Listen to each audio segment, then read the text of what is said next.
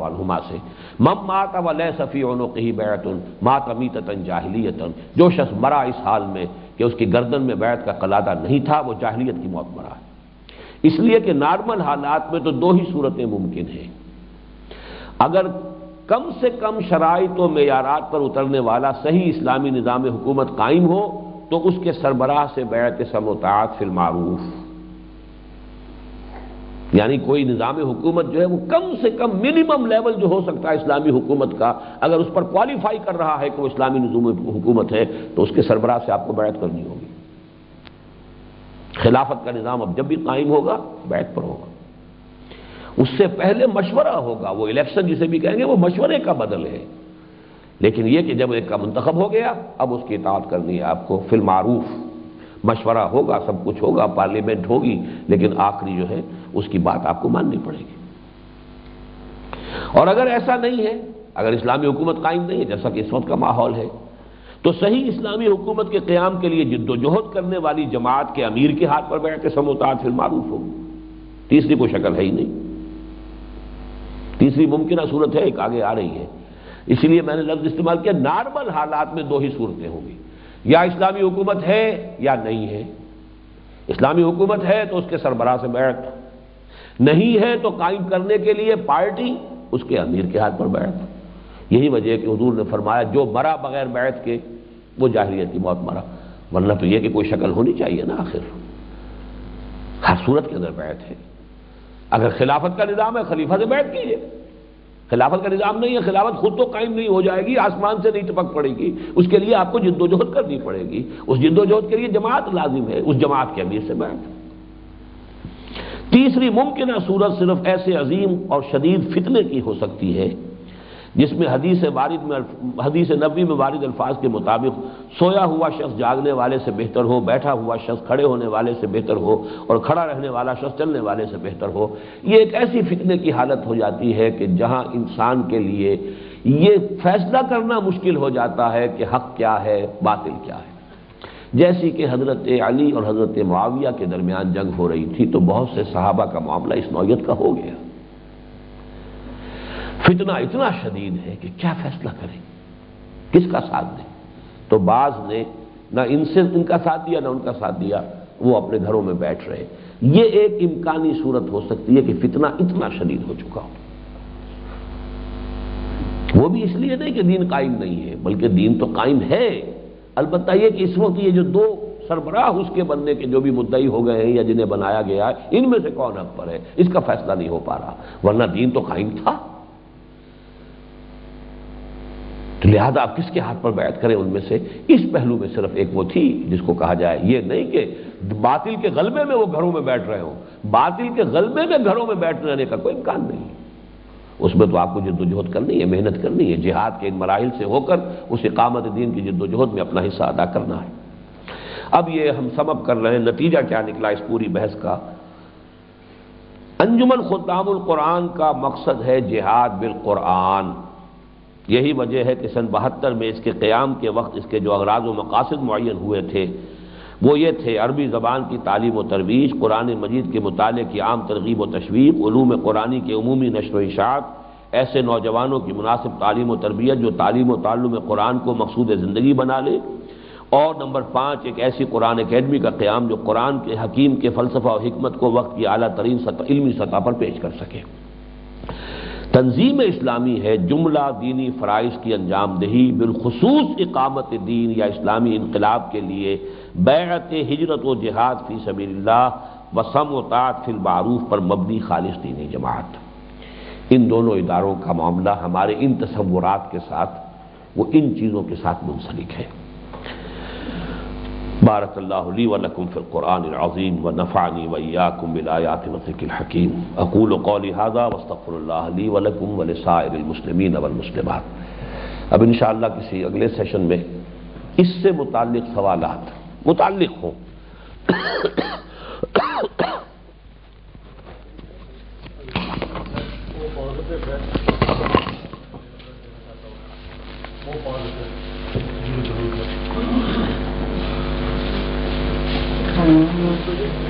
وہ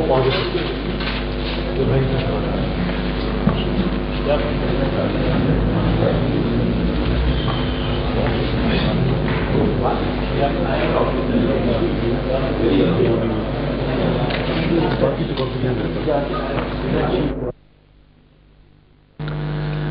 اشرح لی صدری ویسر لی امری واحلل عقدۃ من لسانی یفقہوا قولی۔ پچھلی مرتبہ ہم نے فرائض دینی کے جامع تصور کی وضاحت پر مشتمل ایک بہت ہی مختصر تحریر کا مطالعہ کیا تھا۔ آج اسی کے ضمن میں 3 مزید پہلوؤں سے گفتگو ہوگی۔ پہلی بات تو یہ کہ یہ ایک چڑھائی ہے اور اس پر چڑھنے کے لیے مسلسل محنت اور مشقت کی ضرورت ہے۔ قرآن مجید میں سورہ مدثر میں ایک آیت آئی ہے کفار اور مشرکین کے لیے، بلکہ خاص طور پر ولید ابن مغیرہ وہاں مراد ہے۔ سأرہقہ صعودا، میں اسے عنقریب مجبور کروں گا چڑھائی چڑھنے پر۔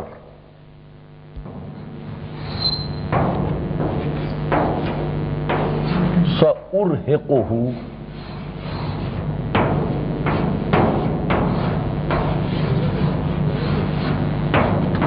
صعودا، یہ سورہ مدثر کی آیت ہے۔ رہق کہتے ہیں مجبور کرنا کسی کو، مغلوب کر کے کسی کام پر مجبور کر دینا، رہق۔ سأرہقہ، میں عنقریب اسے مجبور کر دوں گا، صعودا، چڑھائی چڑھنے پر۔ اور اس سے مراد یہ ہے کہ آخرت میں اس کے لیے خصوصی سزا ہوگی، جیسا کہ حضور نے شب معراج میں مشاہدہ بھی کیا کہ ایک شخص کو عذاب اس طرح ہو رہا تھا کہ بڑی اونچی چڑھائی اس کو چڑھنی پڑتی تھی، بڑی مشقت سے اور سانسم سانس ہو کر بری طرح، اور پھر جب وہ اوپر چوٹی پر پہنچ جاتا تھا اسے وہاں سے گرا دیا جاتا تھا۔ پھر وہ اثر نو، محنت اور مشقت، اور پھر اسی مشقت میں گویا کہ یہ اخروی سزا ہے اس کی۔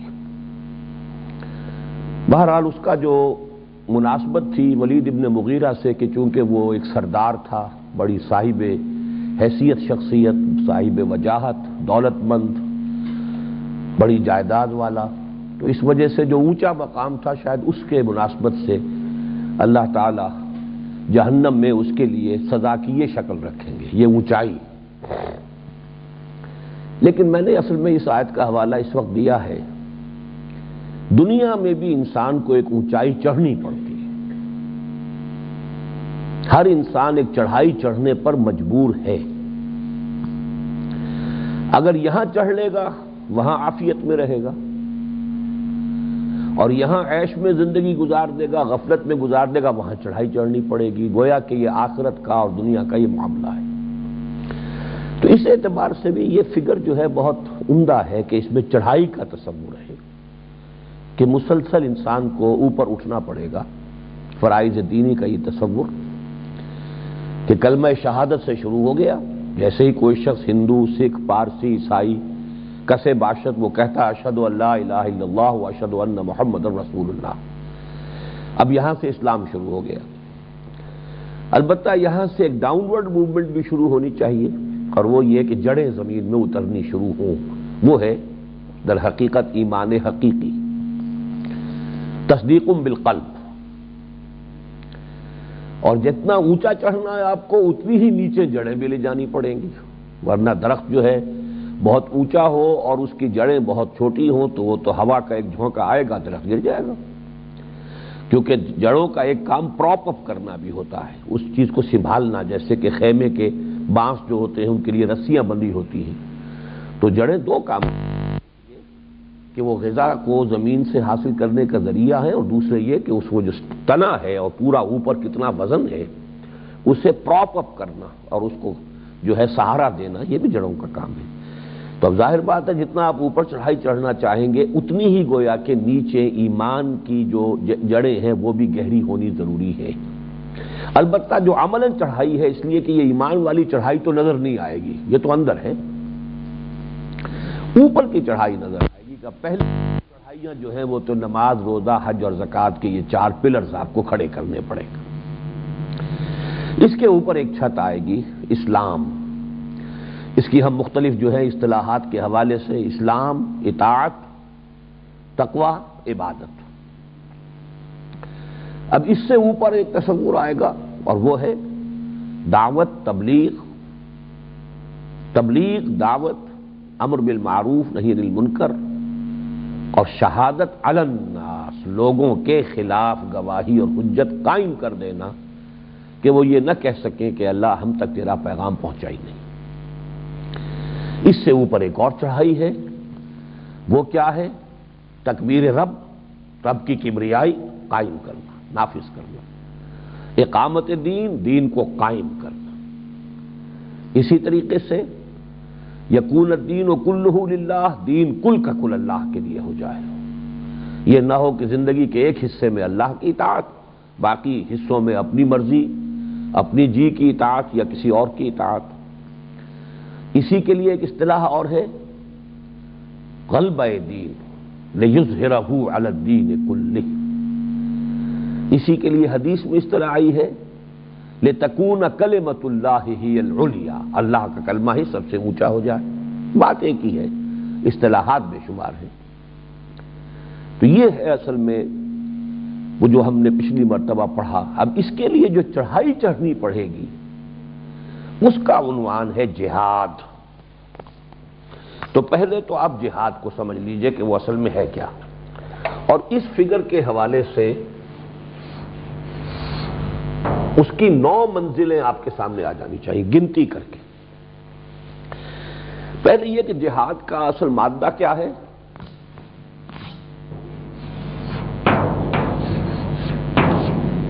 جوہد۔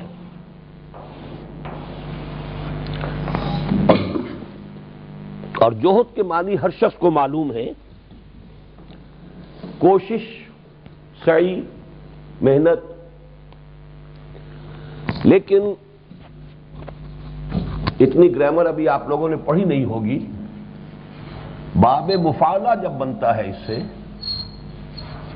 اس میں مجاہدہ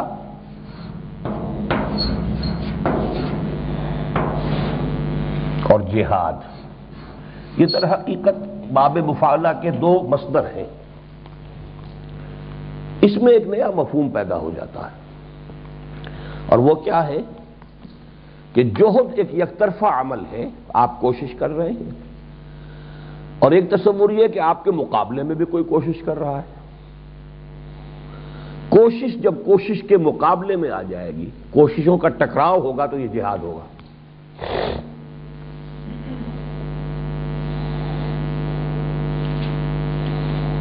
اس کی ایک مثال اور ذہن میں رکھ لیجئے، قتل، یہ ایک یک طرفہ عمل ہے۔ قتل، کوئی شخص جا رہا تھا، گولی مار دی، مر گیا، قتل ہو گیا۔ مقاتلہ یا قتال کیا ہوگا کہ 2 گروہ یا 2 افراد ایک دوسرے کے سامنے آئے، یہ اس کو قتل کرنا چاہے، یہ اس کو قتل کرنا چاہے، تو مقاتلہ ہو گیا۔ تو جس طرح جوہد سے جہاد یا مجاہدہ، اسی طرح قتل سے مقاتلہ اور قتال، اسی طرح بحث سے مباحثہ۔ آپ بھی بحث کر رہے ہیں، میں بھی کر رہا ہوں، آپ نے دلیل دی، میں نے دی، آپ نے میری دلیل توڑی، میں نے آپ کی توڑی، یہ کیا ہے؟ یہ مباحثہ۔ اسی طرح شعر اور مشاعرہ، شعر آدمی اپنا بیٹھا ہوا کہہ رہا ہے اپنی تنہائی کے اندر، مشاعرہ میں اب شعر کا مقابلہ ہوتا ہے، فلاں زمین میں اور فلاں مصرع طرح پر طبع آزمائی کیجئے، آپ بھی ذرا اپنی غزل پیش کیجئے، میں بھی کرتا ہوں، دیکھتے ہیں مشاعرہ کون لوٹ کے لے جاتا ہے۔ تو اس مفہوم کو سمجھ لیجئے، جہاد اور مجاہدہ۔ تو میں نے جیسا کہ پچھلی مرتبہ آپ کو بتایا تھا، ویسے تو ان تینوں منزلوں کے لیے جہاد لازم ہے۔ البتہ قرآن مجید میں جہاد فی سبیل اللہ کا لفظ صرف اگلی اوپر کی 2 منزلوں کے لیے آیا ہے۔ نیچے کی پہلی منزل کے لیے یہ صرف حدیث میں آیا ہے لفظ جہاد۔ دو حدیثیں بہت اہم ہیں، نوٹ کر لیجئے، لکھ لیجئے۔ المجاہد من جاہد نفسہ، میں اٹھ کے یہ نہیں لکھ رہا ہوں اس لیے کہ یہ ساری جو لگامیں لگی ہوئی ہیں مجھے، ان کا تقاضا یہی ہے کہ میں یہیں بیٹھا رہا ہوں۔ المجاہد من جاہد نفسہ، اصل مجاہد وہ ہے جو اپنے نفس سے جہاد کر سکے۔ آپ نے جملہ اسمیہ تو پڑھا ہوگا نا، المجاہد مبتدا، من جاہد نفسہ اس کی خبر بنے گی۔ المجاہد من جاہد نفسہ، مجاہد وہ ہے جس نے اپنے نفس سے جہاد کیا۔ ایک دوسری حدیث میں حضور سے سوال کیا گیا، ای الجہاد افضل یا رسول اللہ، ای الجہاد، کون سا جہاد، افضل ہے اے اللہ کے رسول صلی اللہ علیہ وسلم، ای الجہاد افضل یا رسول اللہ، لکھ لیا؟ حضور نے جواب دیا، ان تجاہد نفسک، ان تجاہد نفسک فی طاعت اللہ، یعنی یہاں پہ گویا کہ محذوف ہوں گے افضل الجہاد ان تجاہد نفسک فی طاعت اللہ، لیکن حضور کے الفاظ میں افضل الجہاد شروع میں نہیں ہے، بلکہ صرف ان تجاہد نفسک فی طاعت اللہ، کہ سب سے افضل جہاد یہ ہے کہ تو اپنے نفس سے جہاد کرے اللہ کی اطاعت کے لیے۔ ایک اللہ کا حکم آیا، ایک نفس کی خواہش ہے، آپ نفس کی خواہش کو سپریس کریں گے تو اللہ کے حکم پر عمل کر سکیں گے۔ تو یہ جہاد آپ کو پہلے لیول پر بھی درکار ہے۔ البتہ اس جہاد میں نہ مال لگتا ہے نہ جان، اس لیے جہاد فی سبیل اللہ کی اصطلاح جو ہے قرآن میں جہاں آتی ہے بے اموالکم و انفسکم، وہ اصل میں اوپر کی دو لیولز ہیں کہ جس کے اوپر جان اور مال کھپتی ہے۔ یہ جہاد اندر ہی اندر ہوتا ہے اپنے، اس کے لیے نہ لشکر ہے نہ فوج ہے، لیکن یہ کہ اندر ہی اندر کشاکش اور کشمکش چلتی رہتی ہے، حق و باطل کی، خیر اور شر کی، نیکی اور بدی کی۔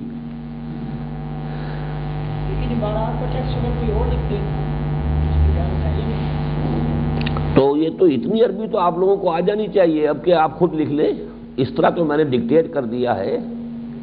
اب تو تیسرے مہینے میں آپ لوگ شروع داخل ہو گئے ہیں، نہیں اب اوپر ادھر سے آ گئی فرمائش، ذرا اس کو صاف کریں۔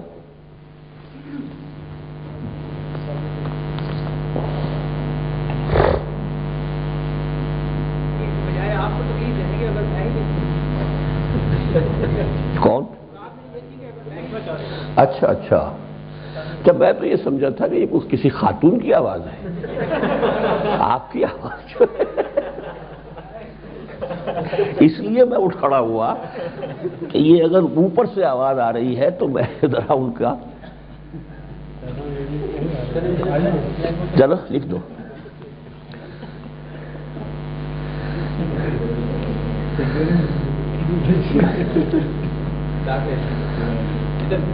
ہے یہ لکھتے رہیں گے تو میں گفتگو جاری رکھوں گا۔ تو میں یہ عرض کر رہا تھا کہ قرآن مجید میں جہاں بھی جہاد کا لفظ آتا ہے، اگرچہ دو مقامات ایسے ہیں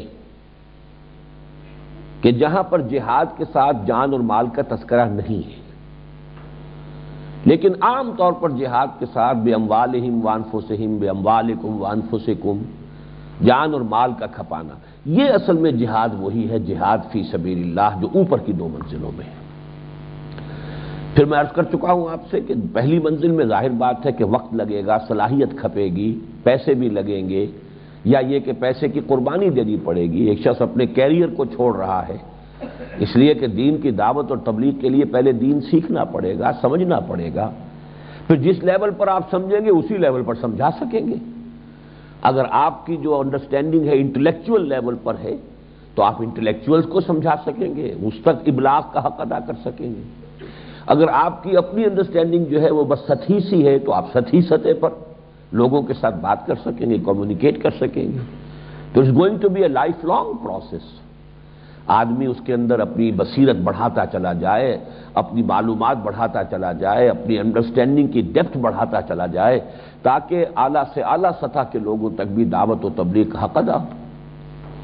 تو اس میں یا تو آپ نے وہی صلاحیتیں جس سے مال جمع کر سکتے تھے، کما سکتے تھے، وہ ادھر ڈائیورٹ کی، تو ایک ہی بات ہے، یا مال خرچ کر دیا یا یہ کہ اپنی ان صلاحیتوں اور قوتوں کو صرف کر دیا کہ جن سے آپ مال حاصل کر سکتے تھے، یا یہ جیسا کہ میں نے عرض کیا اس کے لیے ادارے بنائے جائیں، اس کے لیے پبلشنگ ہاؤسز ہوں، اس کے لیے تو اب اس میں ظاہر بات ہے کہ پیسہ لگتا ہی ہے، اداروں کے اندر انجمنیں ہیں، بڑے انسٹیٹیوٹس قائم ہوں، یونیورسٹیاں بنیں، تو جان اور مال کی کھپت کے ساتھ جہاد ہوگا۔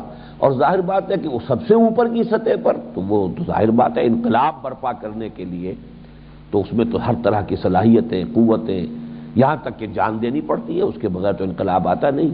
دین کی اقامت میں تو ظاہر بات ہے کہ خود حضور صلی اللہ علیہ وسلم کو بھی سینکڑوں صحابہ کی جانوں کا نذرانہ پیش کرنا پڑا ہے، تب کہیں جا کر یہ تو جاہدہ آپ نے کیسے لکھا ہے؟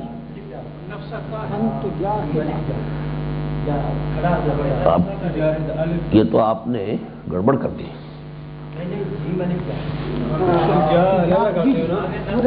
ویسے لکھا جا سکتا ہے اس طرح بھی،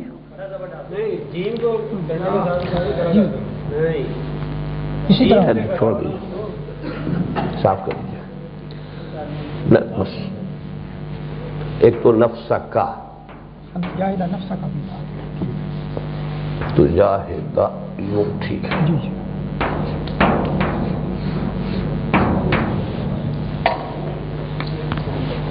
چلیے، اور بھی کسی نے غلطی کی ہوگی تو ٹھیک ہو جائے گا۔ اب جو میں نے عرض کیا تھا کہ اس جہاد کی 9 منزلیں ہیں، وہ کنی ہے آج؟ 3 levels and at every level 3 sub levels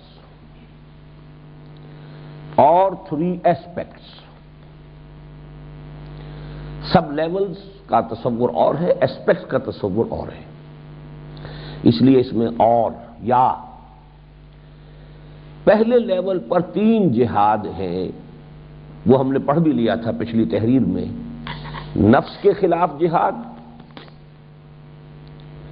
شیطان اور اس کی ذریت، اس کے ایجنٹوں کے خلاف جہاد، اور بگڑے ہوئے معاشرے کے جو تقاضے اور مطالبے اور پریشرز ہیں ان کے خلاف جہاد۔ تو یہ ہے 1 in 3 یا 3 in 1۔ 3 جہاد ہوں گے تو آپ اللہ کے بندے بن سکیں گے، صحیح معنی میں اطاعت کر سکیں گے جیسے کہ اطاعت کا حق ہے۔ دوسری لیول پر 3 سب لیولز ہیں۔ گمراہ کن لوگوں کے خلاف مناظرہ، یہ سب سے لو لیول ہے۔ وہ عیسائی ہیں، وہ قادیانی ہیں، وہ بہائی ہیں، اہل تشیع ہیں، آریہ سماجی ہوتے تھے، اب تو ہمارا ان سے براہ راست رابطہ نہیں ہے، بدھ مت کے لوگ ہیں۔ ظاہر بات ہے وہ اپنا زور لگاتے ہیں، آپ کو اپنا زور لگانا، جہاد کے معنی یہ ہے، جوہد کے مقابلے میں جوہد، کمپٹیشن ہے۔ تو اب اس کے لیے سب سے لوور لیول کیا ہوا؟ 2nd لیول پر مناظرہ، گمراہ کرنے والے مناظرین کے خلاف۔ اس سے اوپر ہے عوام کے لیے نصیحت، وعظ، اور سب سے اوپر ہے انٹیلیجنسیا کے لیے دلائل اور براہین کے ذریعے سے ذہنی سطح پر، اعلیٰ ذہنی سطح پر، بلند علمی سطح پر تبلیغ کا حق ادا کرنا۔ 6 جہاد ہو گئے کہ نہیں؟ اب یہ جو 3 جہاد ہے اس کے لیے آپ کو 3 قسم کے لوگ چاہیے گے۔ پہلے 3 جہاد ایک ہی آدمی کو کرنے ہیں، اس لیے 3 ایسپیکٹس ہیں وہ۔ اپنے نفس کے خلاف جہاد، شیطان کے خلاف جہاد اور بگڑے ہوئے معاشرے کے خلاف جہاد، یہ ہر شخص کو کرنا ہے، تبھی وہ اللہ کا بندہ بنے گا، اطاعت اور اسلام اور تقوی اور عبادت کا حق ادا کر سکے۔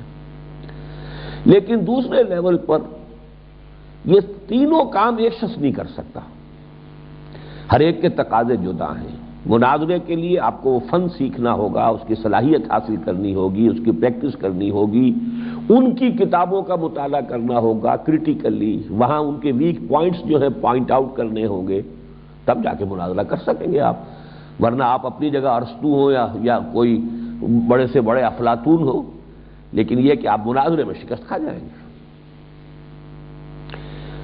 اسی طریقے سے عوام الناس کی سطح پر بڑی تعداد میں لوگ دعوت اور تبلیغ کا کام کر سکتے ہیں۔ اس کا اصل تقاضا کیا ہے؟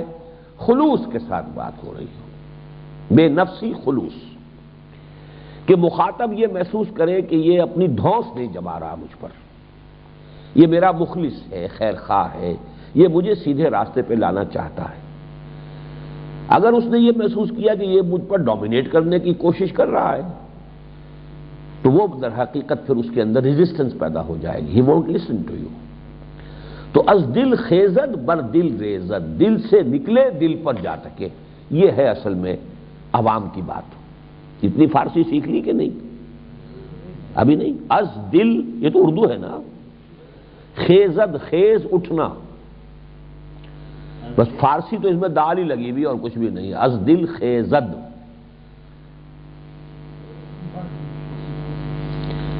بر دل ریزد، ریزش آپ کہتے ہیں، ریزد، رے یہ زے دال، ریزد، ریزش۔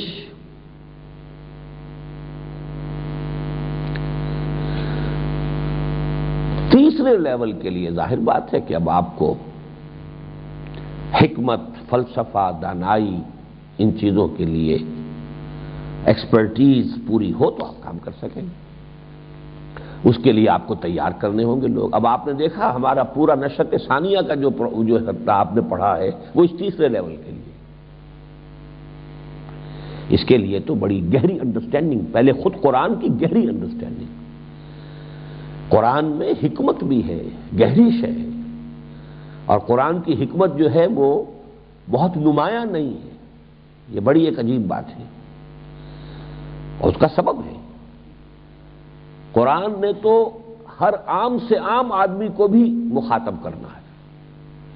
قرآن نے بدوؤں سے کلام کرنا تھا، قرآن تو عوام الناس، وہ نہ فلسفی تھے نہ سائنٹسٹ تھے، تو قرآن نے اپنا جنرل لیول جو ہے بہت آسان رکھا ہے۔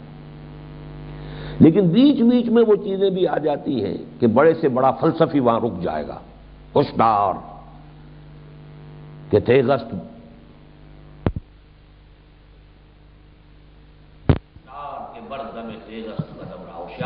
تمہارا قدم جو ہے، تمہارا پاؤں تلوار کی دھار پر آ گیا ہے۔ Walk cautiously because you have to walk on the cutting edge of the sword. ہوشیار کہ رہ بر دم تیغست قدم رہا۔ وہ پھر اجنبی جو فلسفی خود ہے وہ چونک جائے گا کہ یہاں جو ہے یہ سادہ سے الفاظ کے اندر بڑی قیامت مضمر ہے۔ جیسے اقبال نے کہا کہ میں نے اپنا پورا فلسفہ جو ہے قرآن مجید کی اس آیت میں کیا ہے، وَلَا تَكُونُوا كَالَّذِينَ نَسُوا اللَّهَ فَأَنسَاهُمْ أَنفُسَهُمْ، ان لوگوں کے مانند نہ ہو جانا جنہوں نے اپنے آپ کو بھلا دیا تو اللہ نے انہیں اپنے آپ سے غافل کر دیا، جنہوں نے اللہ کو بھلا دیا تو اللہ نے انہیں اپنے آپ سے غافل کر دیا۔ اچھا، تیسرے لیول پر تین جہاد، وہ بھی level, passive resistance, active resistance, armed conflict. تیسرے لیول پر اب علمی تصادم نہیں ہے، اب فزیکل تصادم ہے۔ آپ نظام بدلنا چاہتے ہیں نا، کوئی نہ کوئی نظام تو قائم ہے، بادشاہی نظام ہے، آپ جمہوریت لانا چاہتے ہیں، تصادم ہوگا کہ نہیں ہوگا؟ بادشاہ اپنی پوری طاقت استعمال کرے گا کہ نہیں آپ کو کچلنے کے لیے؟ بادشاہت کی جگہ آپ جمہوریت لانا چاہتے ہیں، جاگیرداری کی جگہ چاہتے ہیں کہ جو بھی کاشتکار ہے زمین اسی کو دی جائے، درمیان میں کوئی لینڈ لارڈ نہ ہو، نو ایبسینٹی لینڈ لارڈزم، تو جاگیردار آپ کا راستہ روکے گا کہ نہیں؟ آپ اس کے پیٹ پر لات مار رہے ہیں، آپ اس کے عیش اور اس کی بادشاہت ختم کرنے کے در پہ ہیں۔ ہر جاگیردار چھوٹا سا بادشاہ ہے، اسی لیے رعیت کہتے ہیں وہ اپنے لوگوں کو، رعایا کہتے ہیں اپنے علاقے کے اندر بسنے والوں کو۔ تو اس اعتبار سے انقلاب اور نظام کی تبدیلی یہ تو پھر اب قوت کا تصادم ہوتا ہے، طاقت کو طاقت کے مقابلے میں آنا پڑتا ہے، یا دلیل کام نہیں کرتی۔ دلیل تو وہ سیکنڈ لیول تک ہے، دلیل کہہ لیں، اپیل کہہ لیں، وہ سب سیکنڈ لیول پر ہے۔ تھرڈ لیول پر جا کر تو طاقت، اور طاقت کے مقابلے میں طاقت آئے گی۔ اس میں 3 درجے ہیں۔ جب تک آپ کی طاقت اتنی کافی نہیں ہے کہ آپ اوپن تصادم کر سکیں، اس وقت تک مار کھائیے لیکن خود ریٹیلیٹ نہ کیجیے۔ پیسو ریزسٹنس، عدم تشدد، صبر محض، جو 12 سال تک مکے میں جاری رہا۔ Even if they cut you in pieces, you are not allowed to retaliate. No raising of hands, even in self-defense. ٹکراؤ تو ہو رہا ہے لیکن یک طرفہ ٹکراؤ۔ بلال کو مارا جا رہا ہے، آخر یہ کر سکتے تھے چند صحابہ مل کے اور امیہ ابن خلف کو وہی قتل کر دیتے، جو جب مار رہا تھا حضرت بلال کو، جب کوڑے لگا رہا تھا، جب پورا جسم ادھیڑ کر رکھ دیا اس نے، تو آخر ایک آدمی تھا نا، 4-6 صحابہ جاتے اور اس کا واصل جہنم کر دیتے اس کو، لیکن نہیں، پرمیشن نہیں تھی۔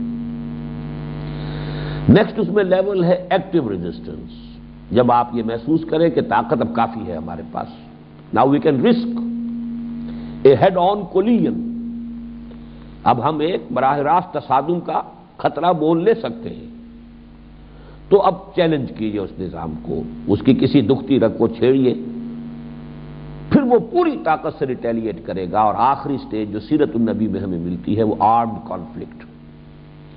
ہجرت کے بعد تقریباً 6 مہینے، بلکہ یوں سمجھیے کہ ہجرت کے بعد تقریباً 2 سال ایکٹیو ریزسٹنس رہی ہے، آرمڈ کانفلکٹ نہیں ہوا۔ غزوہ بدر سے آرمڈ کانفلکٹ شروع ہوا سن 2 میں ہجری میں، اور سن 8 میں کم سے کم جزیرہ نمائے عرب کی حد تک مکمل ہو گئے۔ اب آپ نے 9 منزلیں نوٹ کر لی، اس کی اب ایک تقسیم ہے۔ 8 منزلوں پر یہ جہاد ہے، 9ویں منزل پر یہ قتال ہے۔ 9ویں منزل جہاد کی قتال بن گئی، نفس کے خلاف جہاد، شیطان کے خلاف جہاد، معاشرے کے خلاف جہاد، مناظرہ میں جہاد، عوامی سطح پر دعوت میں جہاد، علمی نظریاتی سطح پر دعوت میں جہاد، پیسو ریزسٹنس میں جہاد، ایکٹیو ریزسٹنس میں جہاد۔ But at the 9th level, 9 storeyed building ہے، and only the 9th story is قتال فی سبیل اللہ۔ اب جان ہتھیلی پر رکھ کر میدان میں آ جاؤ۔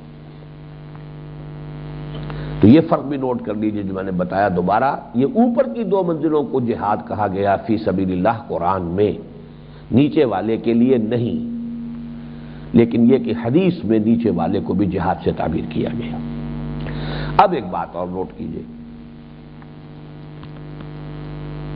پہلے 2 لیولز پر جہاد کا ذریعہ کیا ہے؟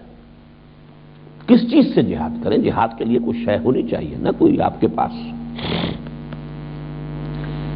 پہلے 2 لیولز پر یہ جہاد بالقرآن ہے۔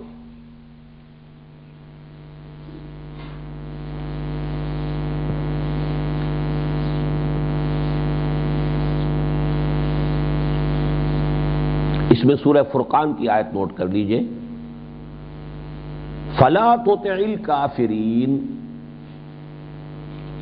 اے نبی آپ ان کافروں کا کہنا نہ مانیے، وَجَاهِدْهُمْ بِهِ جِهَادًا كَبِيرًا، اور جہاد کیجئے ان کے ساتھ اس کے ذریعے، یعنی قرآن کے ذریعے، اتنا میں لکھ دیتا ہوں. چلیے. فلا تطع الکافرین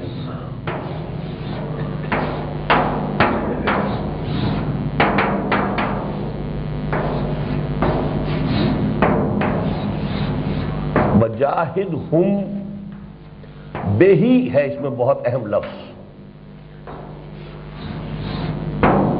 اور وہاں پر آپ کو پتہ چلے گا کہ اس ہی کا جو ہے مرجع وہ قرآن ہے. جاہدہم بہی جہادن کبیرہ، یہ الفرقان کی آیت ہے، نمبر مجھے یاد نہیں ہے. جی چلیے.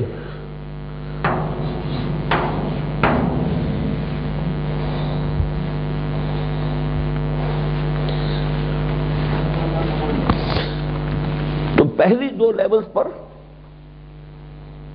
نفس کے خلاف جہاد کس سے کریں؟ قرآن سے. شیطان کے خلاف جہاد صرف قرآن سے.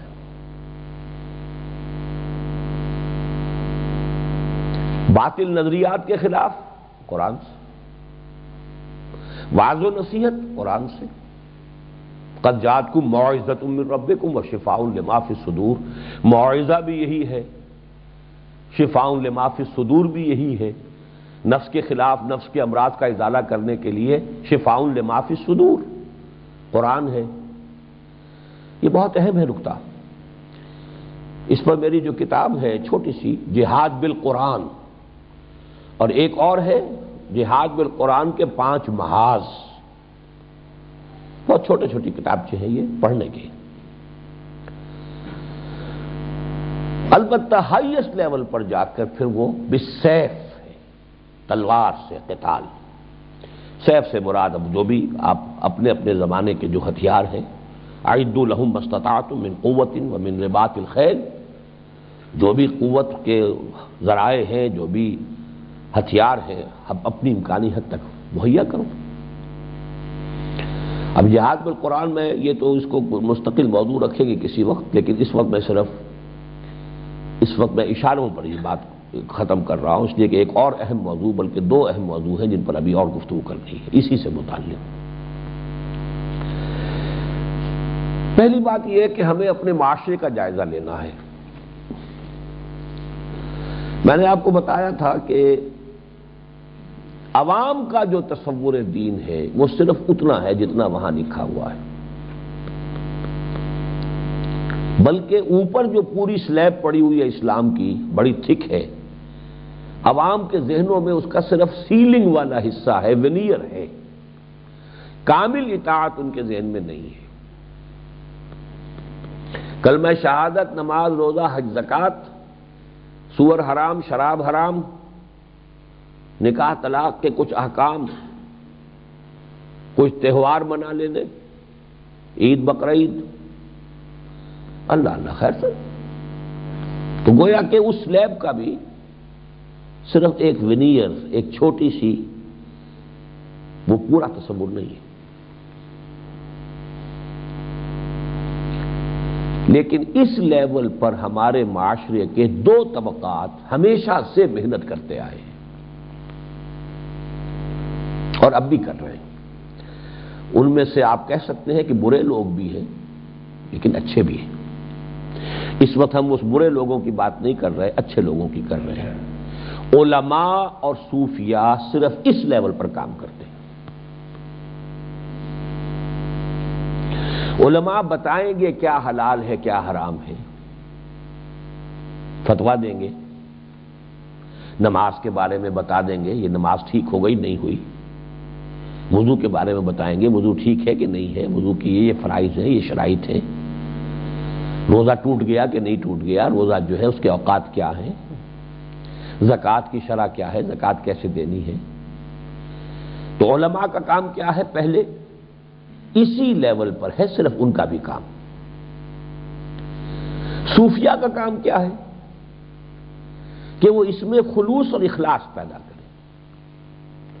نماز صرف ظاہری نہ رہے، نماز کے اندر خشوع بھی ہو، خضوع بھی ہو، انابت الی اللہ بھی ہو، رجوع الی اللہ ہو، دنیا سے بے رغبتی ہو جائے، آخرت کی طرف توجہ ہو جائے، باقی چیزوں کی محبت دنیا سے دل سے نکل جائے، اللہ کی محبت جو ہے